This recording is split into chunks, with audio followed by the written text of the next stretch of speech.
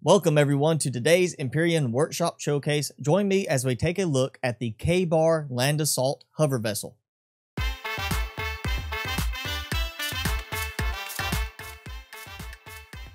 Today's design is another great design coming to us from creator XCaliber.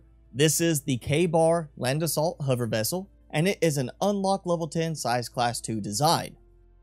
While XCaliber has done quite a few recent designs, I chose to feature this one because it fits perfectly for the changes with Alpha 8, where we are now seeing a lot more focus on the utility aspect of hover vessels. One of the first things you'll probably notice about the K-Bar is that it has 3 sets of harvester modules on the front, one on each side, and a third one in the middle at a little bit higher height. On one side, we have an extending ramp and doorway that leads inside, giving you access to everything you need from inside this room. By the door, we have a clone chamber, armor locker, and cargo box right here behind the manual doors. On this side, we have 2 mobile constructors and 3 more cargo boxes in the middle. Here we have an O2 station, or O2 tank, as well as the new hover vessel medic station and 2 more cargo boxes.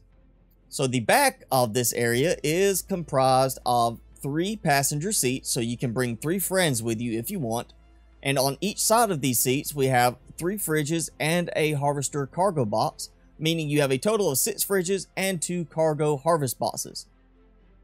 And over here on the other side of the entry door, we have 3 ammo boxes and 3 more cargo boxes.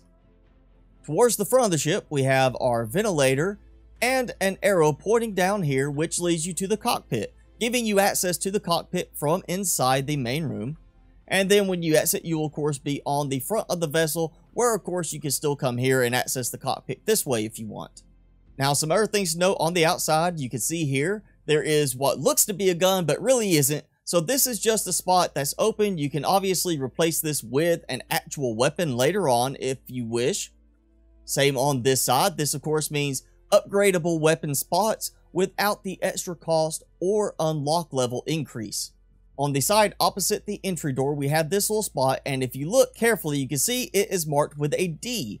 That means this is for a drill turret. So once you have unlocked the drill turret, you can remove these grates and put a drill turret right here, giving you drilling capabilities with this. Here on the roof, you can see we also have 2 minigun turrets, as well as, of course, the new detector/radar for helping you find points of interest and resource deposits more readily. And we have a spot that's not explicitly marked, but it does appear to be marked for a bigger turret. You could use this for another weapon turret, but my preference would be, once you have access to it, placing a multi-turret here so that you can use it for dismantling points of interest. Now, as XCaliber likes to do, you can see out here next to the door, we do have a partially covered cargo box. This gives you easy access outside to dump things into a cargo box without having to go all the way in the door and turn around and put it somewhere else. This is for those players who do not care to use the control panel as a way to access every cargo box. You will also see we have an oxygen station outside, as well as a medic station right behind it, though it is colored a little differently to match the outside. This means, of course, you have easy access to refilling your oxygen and healing yourself while still outside the vessel. And one last thing, here on this one harvest cargo box, we do have this lever that will open up the shutters here on the back. Once again, the K-Bar Land Assault is an Unlock Level 10 Size Class 2 hover vessel. It comes with 11 fuel tanks, giving you 6,600 fuel in capacity. And with the thrusters, RCS, and constructors turned off, you can see I have over 26 hours of use. It also carries 7 oxygen tanks, giving you a total of 2,800 O2, but only needs 5 O2 to fill it up. This means you have plenty of oxygen left to fill up the O2 reserves in your armor from either the interior or exterior oxygen stations. And it carries the 2 medic stations, one on the outside, one on the inside, and 1 clone chamber, making it a respawn point if you happen to die. It comes with 6 minigun turrets, 6 Gatling guns, and 4 rocket turrets. Of course, you also have the 3 harvester modules for chopping down trees. And of course, as I showed you, there are places where you can add additional weapons later on, or add utility features such as a drill turret or a multi-turret. In total, it carries 11 cargo boxes and 3 ammo boxes, along with the 6 fridges and 2 mobile constructors. When it comes to building this design, it's actually very low cost considering what you get out of it. The iron, copper, and silicon should not be hard to get early in the game, but the sathium might be a little bit more difficult until you take over a good point of interest. Once you have a place you can start dismantling for hardened steel plates, you should not have a problem getting the sathium, and you should be able to find enough cobalt in the POI's cargo containers.